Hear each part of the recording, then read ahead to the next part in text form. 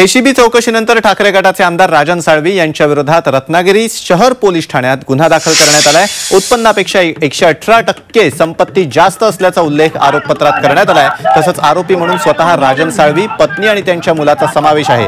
राजन साळवींच्या घरी 9 तास एसीबी चौकशी करण्यात आली। दरम्यान ठाकरे गटाचे आमदार राजन साळवींना एसीबी अधिकाऱ्यांनी त्यांच्या घरातनं बँकेकडे नेताना कार्यकर्त्यांनी जोरदार विरोध केला। साळवींना पोलिसांच्या गाडीतून नेण्यास शिवसैनिकांनी विरोध दर्शवला। त्यामुळे साळवींना चौकशीसाठी बँकेत नेताना त्यांच्या गाडीत न जाण्याची मुभा दिली। राजन साळवी सरेंडर होतील, पण त्यांना मी सांगू इच्छितो एक दुर्दैवाची गोष्ट तुम्हाला माहिती मी सांगितली की मी एक इथला लोकप्रतिनिधी आहे।